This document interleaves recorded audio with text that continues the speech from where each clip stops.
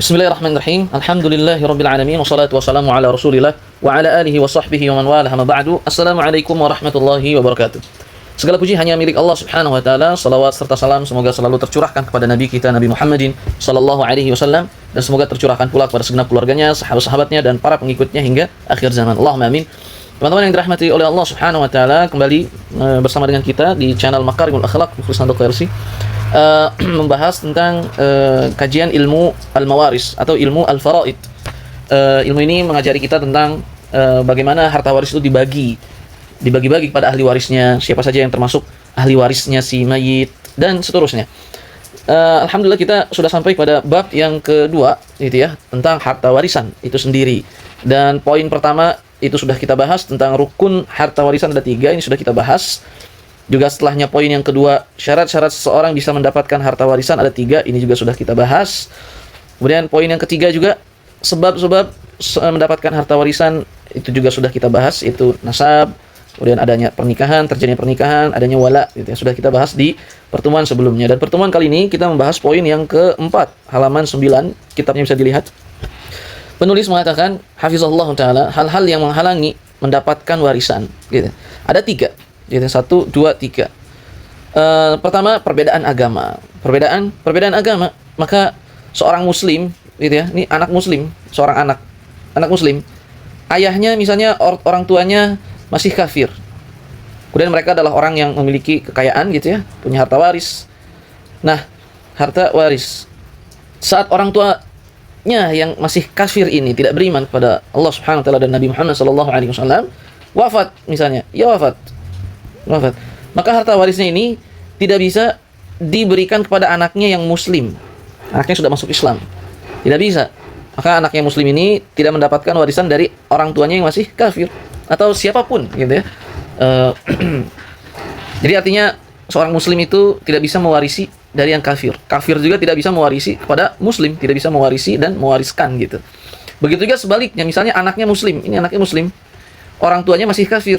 Gitu teman-teman. Maka saat anaknya yang muslim ini memiliki harta waris, itu tidak bisa diberikan kepada orang tuanya yang masih kafir, tidak beriman pada Allah Subhanahu wa taala dan Nabi Muhammad sallallahu alaihi wasallam. Kenapa? Karena Rasul sallallahu alaihi wasallam bersabda dalam hadis yang diriwayatkan oleh Abu Daud, hadis Abu Daud nomor 4566 dan disahihkan oleh Imam Al-Albani.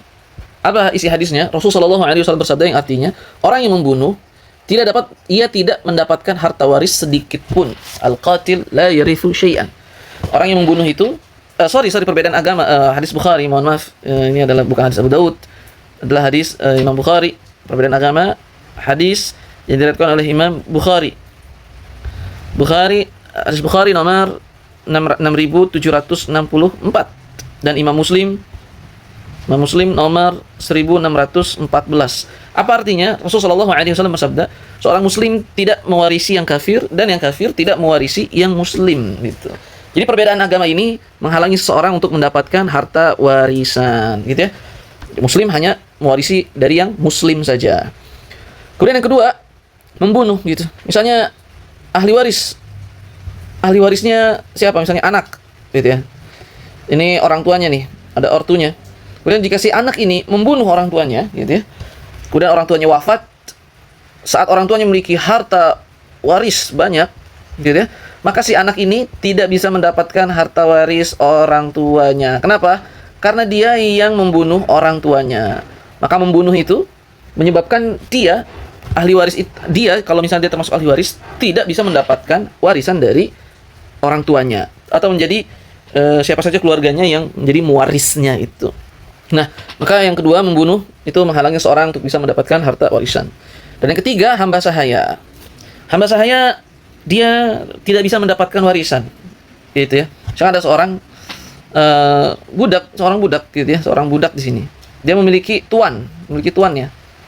Maka sang budak ini saat tuannya wafat, maka si budak ini tidak bisa mendapatkan warisan.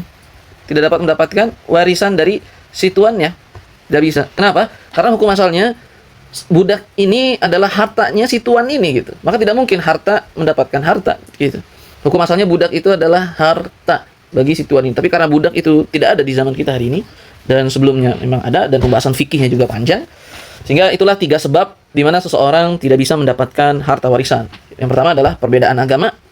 Kemudian yang kedua, si ahli warisnya membunuh mewarisnya, gitu ya. Maka yang ketiga, hamba sahaya, budak gitu. Kalau dia seorang budak, maka tidak bisa mewarisi tuannya. Kalau budaknya yang wafat gitu, apakah tuannya mendapatkan warisan? Ya, karena hukum asalnya budak itu hartanya si tuan gitu loh. Hartanya si tuan tersebut gitu, teman-teman.